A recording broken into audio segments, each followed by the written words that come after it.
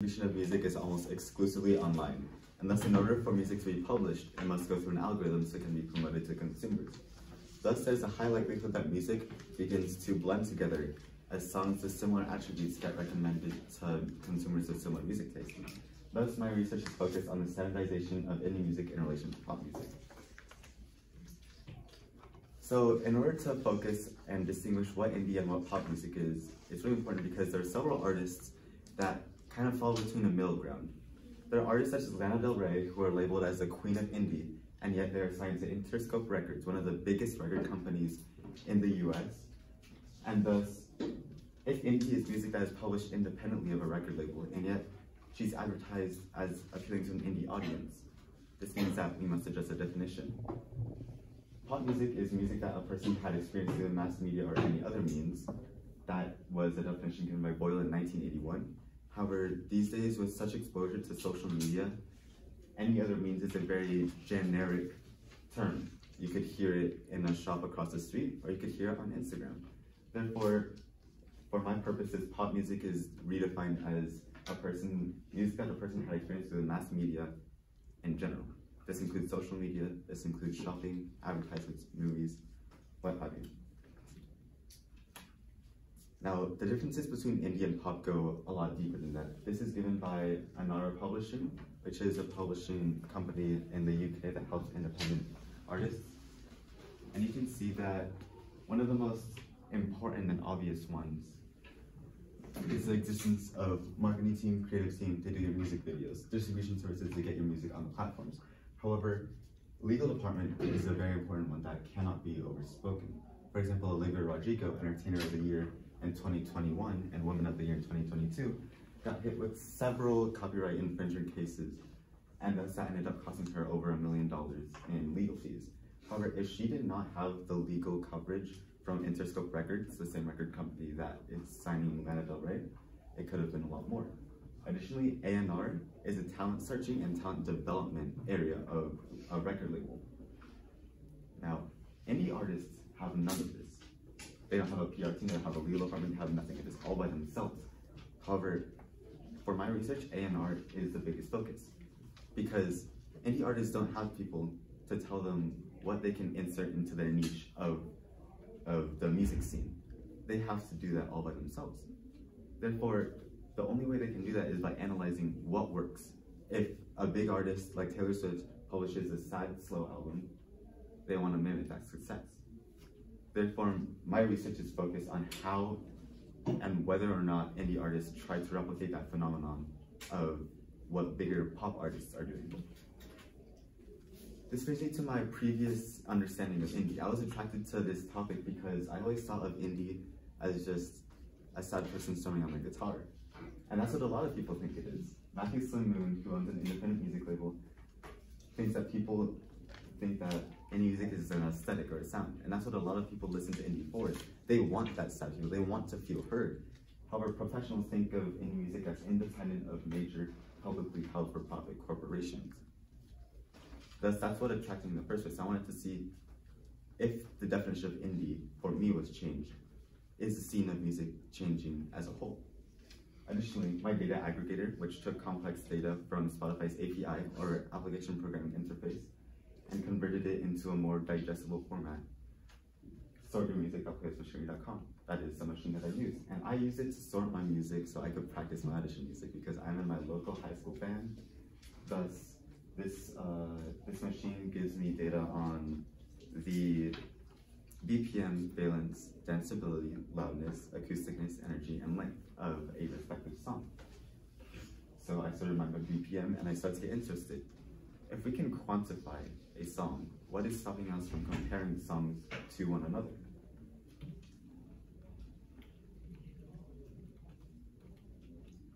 This brings me to, why did I use Spotify as my tool? Well, Spotify is the biggest streaming service in the world, even surpassing those of Apple Music and other types like Deezer, YouTube Music. And additionally, streaming got introduced in 2009 with the invention of Spotify. However, in 2011, with the Rios release of Spotify, it got published on the front page of Facebook and had a meteoric growth. As of 2015, according to the Recording Institute Association of America, makes up 34.3% of the US music revenue. That means that it has a majority lead on everyone else. And as of 2022, it has an 84% lead on the music revenue service. This means that it has practically a monopoly over it.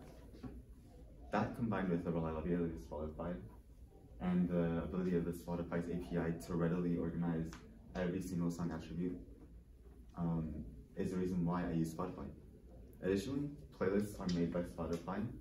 I use the top indie of 20XX series in my analysis, and these are reliable playlists. I will get into that later.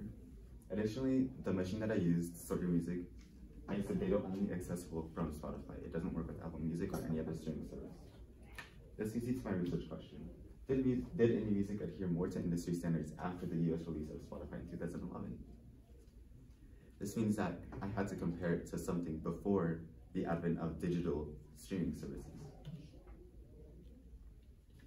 My lit review composed of mostly why indie actually matters as a genre, and my favorite article was "And You Voted for That Guy," 1980s post-punk and oppositional politics, and it talks about how in Reagan-era America, punk bands had a huge political influence. They shared ideas within each other, anti-conservative ideals. And additionally, even in the Eastern Hemisphere, in Taiwan, they had, in the Taiwanese independence music against the KMT, artist Ko Cho-Ching is wearing the martyr figure Sheng Nanzhong in his shirt, who burned himself alive for the Taiwanese independence movement. Additionally, Martin talks about how fans do actually care about the independence that not having a record label provides to you. As bands sign record deals, and these post-punk bands with ridiculous names sign record deals following the advent of Nirvana and following that wave, the fans felt isolated. They didn't want to listen anymore because they felt that they were being bought out. And this brings us to the idea of timbral heterogeneity. Timbral heterogeneity is defined by Blake as, well, timbre is a primary vehicle by which indie music is produced and heard as different from its contemporaneous mainstream. This means that what makes indie, the heterogeneity, is the individual sound that indie provides. And if you'll notice, timbre is not within the list of song attributes that I listed. This is because timbre is the sound of the music. You can't quantify how Nirvana plays the guitar. You can't quantify that edgy feel. It's not possible. Strand corroborates the previous statement by saying that consumers of music share a primary concern with authenticity. They want their music to be authentic, real. And Cheng talks about Ling Xiangxing. This is the forefront of Taiwanese protest music, and he wrote several songs against the anti-dam movements of the KMT.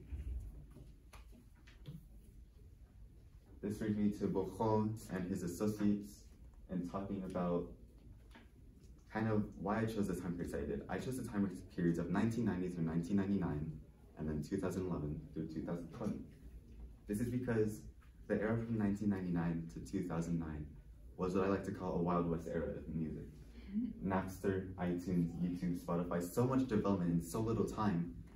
Indie artists didn't really have a chance to keep up because they don't have a record label. They don't have that distribution service. So they had to resort to torrenting and pirating and posting their music online without a form of compensation, which makes it incredibly difficult to gather data, which is why I chose the time periods that it did. The gap in the research I'm addressing is that artists having to appeal to algorithms is a relatively new phenomenon.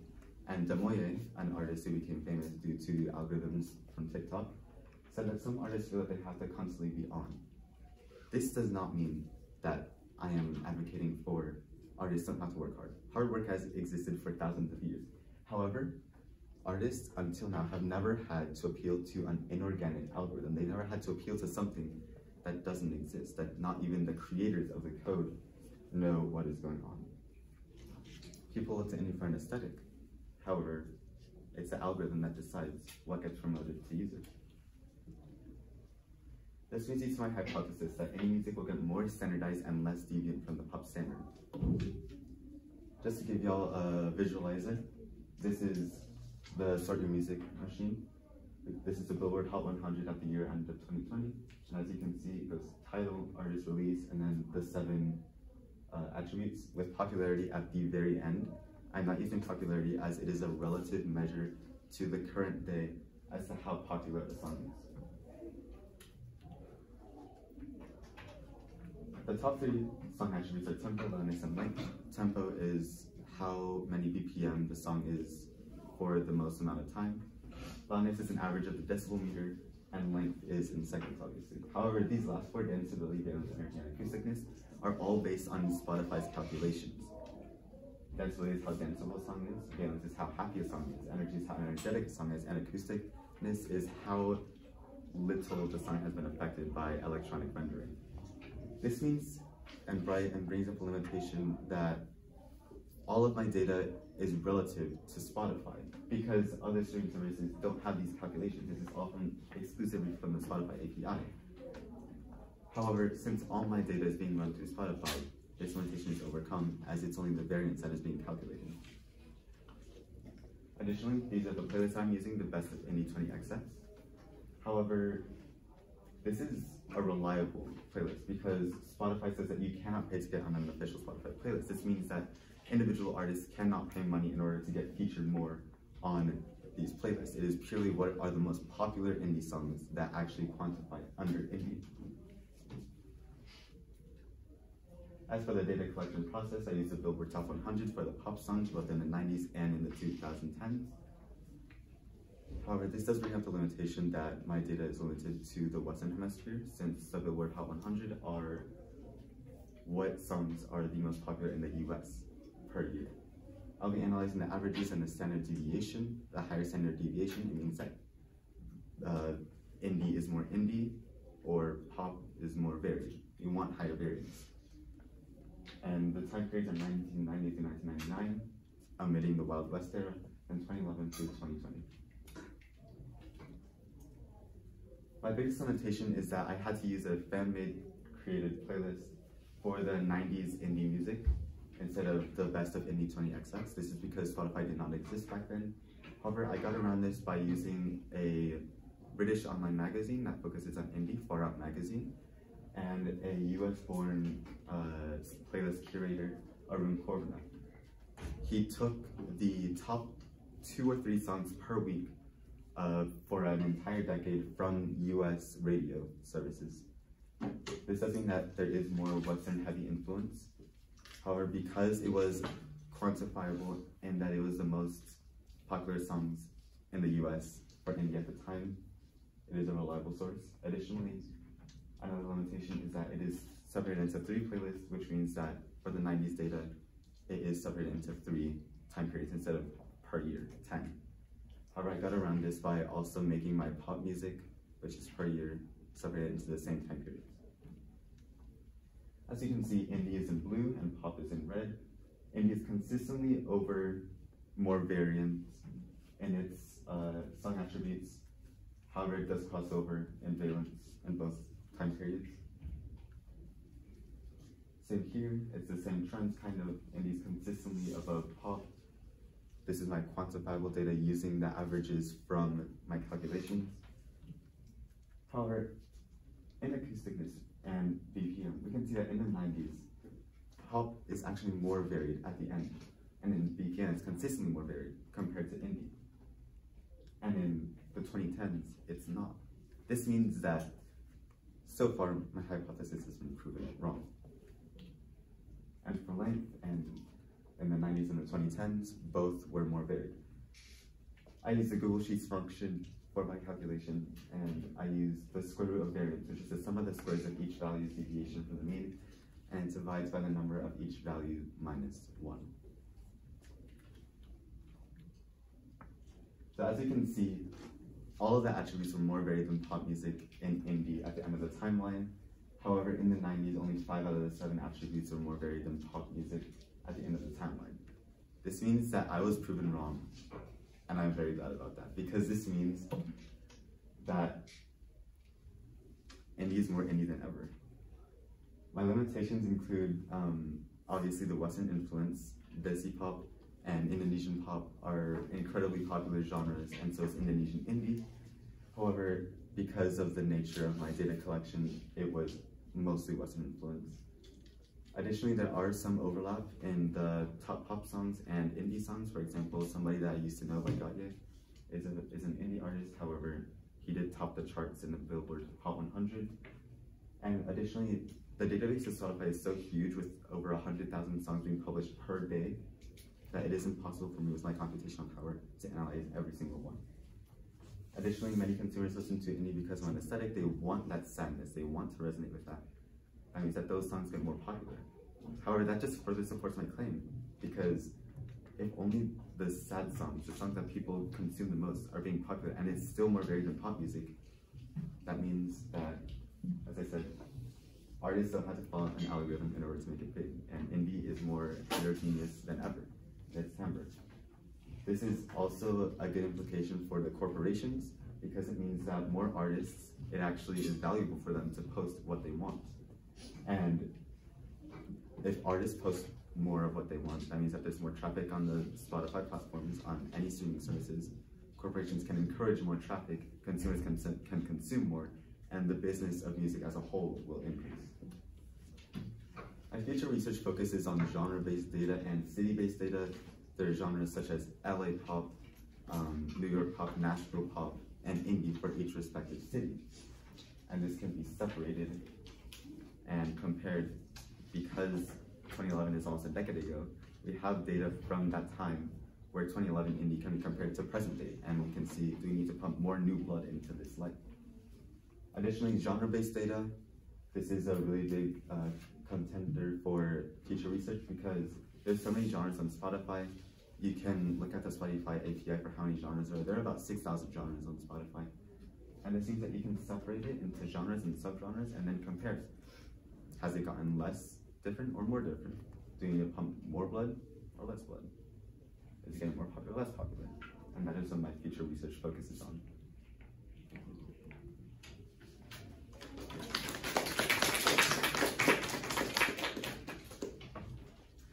Great job, Nick. How did your initial exploration of the scholarly conversation lead to your final research question? So at first, I was looking for whether or not indie was getting more different over time. And I didn't really find any sources based on my method of research with using Spotify's API. However, I found more and more articles on why indie matters and why indie needs to be different. And so I decided to fill in that gap by myself because there weren't any scholarly articles to back up what I was trying to say. It was only 3 months into my research that I found Bojo's article in which he used the same methodology of Spotify's API. However, his was limited to which country and the pop music in that country instead of indie music.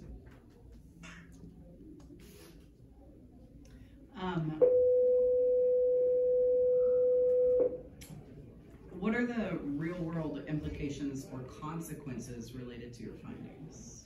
Because indie has such a powerful political message and it resonates with so many people because of its authenticity, I believe that with my application, in which you actually gain a lot more popularity from indie by being yourself, I believe that more artists with an agenda that they want to push and messages that they want to spread, that they can spread those online with more ease of access, which means that we could see a new return of, for example, the post-punk bands and their opposition against Reagan-era politics.